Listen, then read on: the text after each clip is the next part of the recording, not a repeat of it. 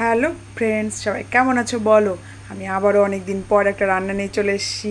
তো দেখো সবাই, এটা কি বলবে সবাই কিন্তু।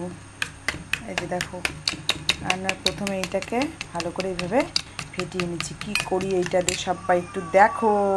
আর এখানে নিয়ে নিয়েছি পোস্ত, একটু সরষা, আর একটু পেঁয়াজ, একটু কাঁচা লঙ্কা বেটে নিয়েছি।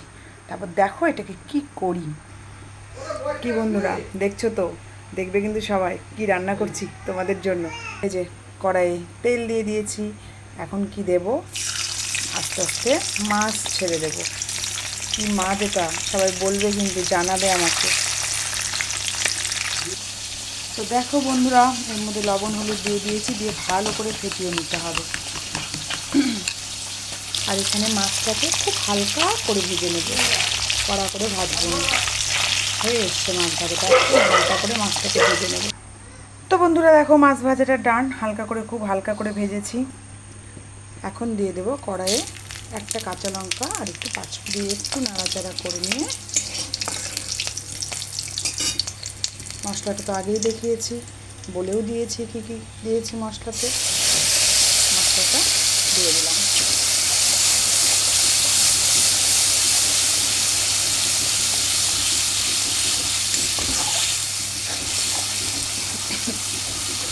তো সঙ্গে থেকে সবাই রান্নাটা কীভাবে করছি দেখো, আশা করি ভালো লাগবে তোমাদের।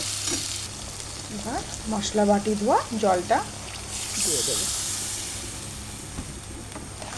দিয়ে দিলাম সুন্দরভাবে। এবার সুন্দর করে মাছগুলোকে সাজিয়ে দেব। সঙ্গে থেকো সবাই, রান্নাটা তোমাদের জন্যই কিন্তু করছি, আমি তোমাদেরকে দেখানোর জন্য। অবশ্যই দেখবে, সবাই সঙ্গে থাকবে। আর সবাই একটু মাঝে বলো কেমন আছো সবাই। এই গরমে কিছুই তো খেতে ইচ্ছে করছে না। সবাই কে কী রেসিপি বানাচ্ছ বাড়িতে একটু বলবে। আর এই যে যেটা বাটিতে রেখেছিলাম সেইটা দিয়ে দিলাম।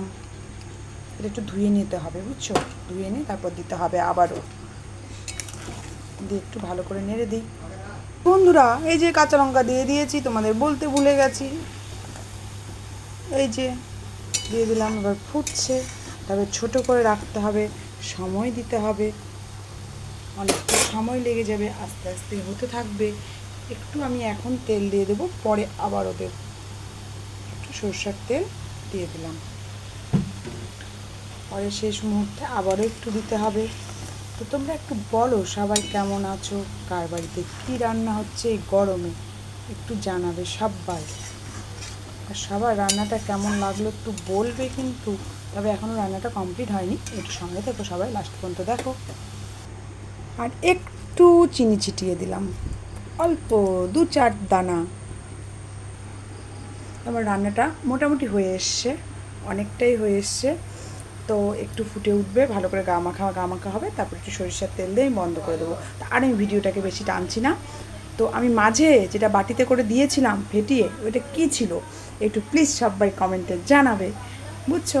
আর প্রথম সঠিক উত্তর দিতে পারলে প্রথম পাঁচজনকে কিন্তু, হ্যাঁ, যারা প্রথম 5জন ঠিক উত্তর দিতে পারবে, আমি চেষ্টা রাখবো তাদের পরিবারে আমার তরফ থেকে ছোট্ট একটু গিফট দিয়ে আসার। তো সবাইকে বাই বাই, সবাই ভালো থাকবে, সুস্থ থাকবে। আজকের মতো এই পর্যন্তই।